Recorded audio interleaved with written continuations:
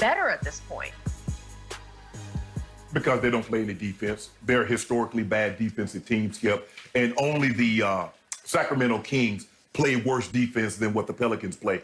They nearly blew a 17-point lead. Skip, this game was supposed to be over. They come down and make a couple of threes back-to-back, and I'm thinking the ball game's over. I turn away and turn back, and the next thing I know, Utah has the ball with a chance to take the lead.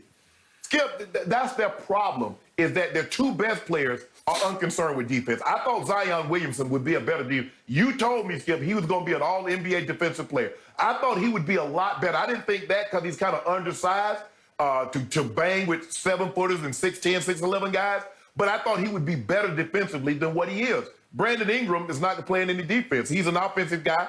He's looking to put the ball in the hoop, and when your two best players are unconcerned or unwilling to play defense at some kind of level, you're going to let teams even lead that you think are insurmountable, Skip. A couple of threes, and everybody, because everybody, with the exception of the Lakers right now, can shoot and make threes. And so you're really, really never out of the ball game, and they let Bogdanovich get a couple of wide open looks. They let O'Neal get a couple of wide open looks. And the really thing that saved them is that Donovan Mitchell was really ice cold in the first half. I think he had 11 points in the first half on 5 of 13 shooting. So he was off. Conley didn't have the greatest night. But that's the reason why, Skip. Offensively, they can put points on the board. We see that. B.I. averaging, 25? I think, as a matter of fact, Skip, they might be the #1 duo, or they're top 3 as far as scoring duos.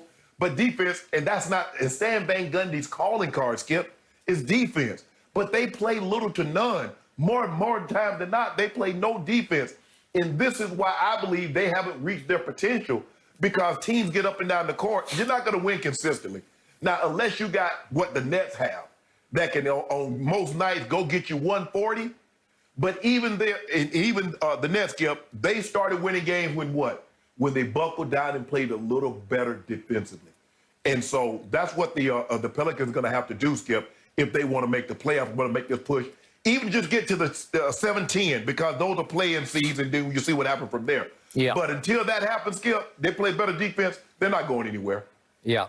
By the way, they're still 2 games out of that round-robin round. So they're in 12th, and they need to be in 10th. 12th. They're 15 and 19, which is completely unacceptable when you have Zion, who made the All-Star team, Brandon Ingram, who made it last year, and Lonzo Ball, who right before your very eyes has come of age.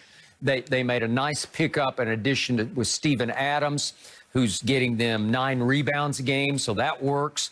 They added Eric Bledsoe, who's sort of sharing the point guard duties with Lonzo. It's been pretty good, but to your point, the defense has been atrocious. It's not historically bad, but they're 29th ranked defense, so they're 2 from the bottom, so we can't go historical. But by the way, they're 6th in offensive efficiency. Well, that'll work. So the only way they've won their 15 games is they just have to literally outscore you and hope that you don't score enough down the stretch to catch them, right?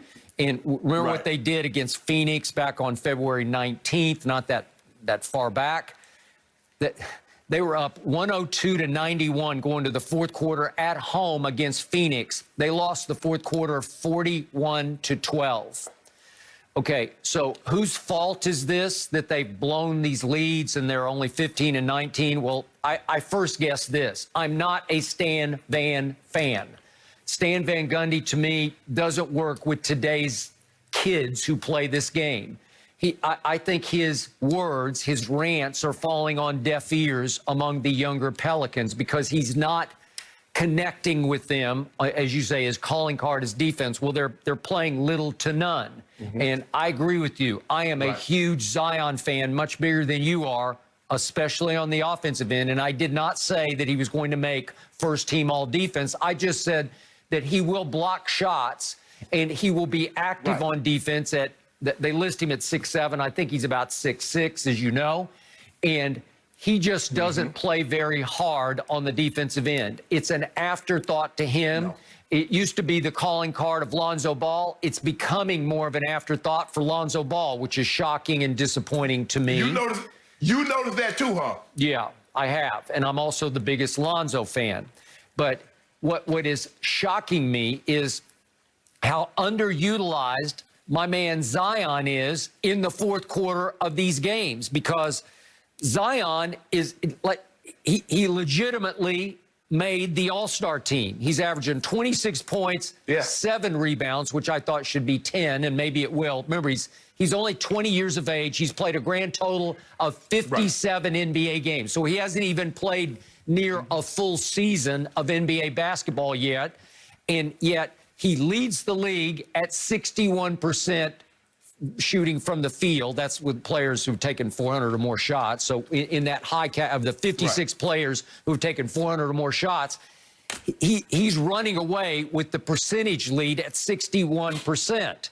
Well, he leads points in the paint, the whole NBA. He's 636 points in the paint.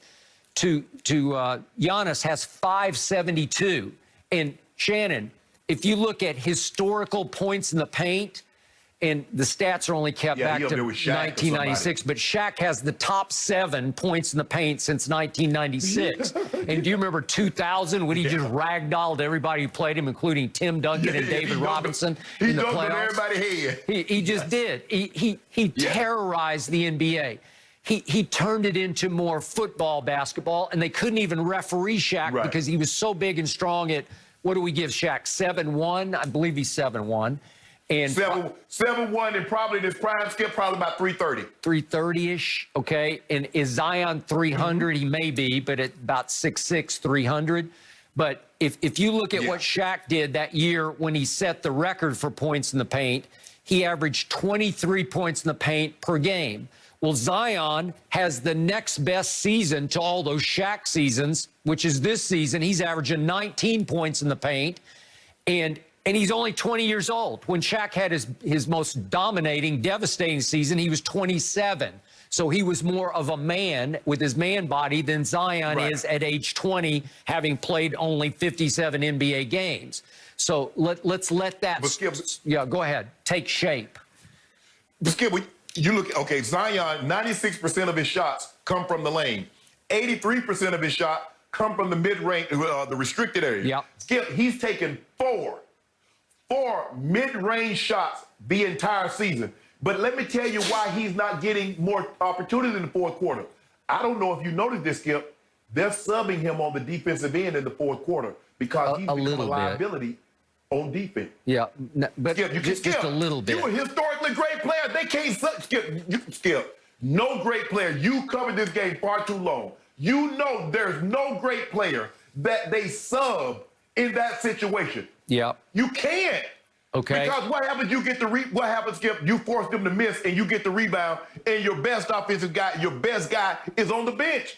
You can't run that risk. Okay, last night they did it one possession where they put Josh Hart in for him, but they put him right back in when there was a change where they could get him back in on offense. Because he was going at Rudy Gobert last night. Rudy Gobert is, what, 7'2"? And if we could see one play that Zion made in the third quarter, he would just attack him and go right into his chest. And on one play, if we see this, he just attacks him, blasts him, and doesn't get the scoop and score, but just pogo sticks right back up and puts it right back in. Well, he's knocking Rudy Gobert back on his heels because he's a baby bull. And he's got he's got ferocious touch. You know, he comes at you with 300 pounds, and he's got incredible ambidextrous touch. Well, I've never seen a force of nature quite like Zion in the paint, or if you want to say in the restricted area. But too often in the fourth quarter, he's an afterthought on offense. They don't run anything to get him the ball in the paint. Well, but the thing is, I would like to see, and like you said, he's only 20. So I'm going to give him a chance to grow and mature and give him an opportunity to work on his game so he can do something other than lay the ball up and dunk. And then that way, Skip, I can give him the ball on the wing, and I can let him create for himself or create for other people. But like you said, he's only 20 years of age. But Skip, he might be 20 years young, but he's a grown-ass man as far as body and physicality, Skip. He just wrecking shop. I mean, he can just move grown men with the greatest of ease. He's Charles Barkley 2.0. That's how Chuck was. Yeah. He's Charles Barkley. He's a more athletic Charles Barkley. He is. That's who his game reminds you of. Now, Charles could shoot, Skip, outside. You know, Charles had range. Oh, Charles eventually developed into a very good three-point shooter. Not great, but a good one. He can make it. And like I said, Skip, you know, because he says things now, and some people like him, some people don't. People don't realize just how good Charles Barkley was. I agree. You realize how good Charles Barkley was because you covered him. But Charles Barkley did. But Shannon, Zion can be that. Hey, Zion can be that. When Zion wheels on people, when he whirls and spins, Yeah. he does so with a quickness and an explosion that Charles didn't have. As great as Charles was, and he was a top 50 player. No. Yeah.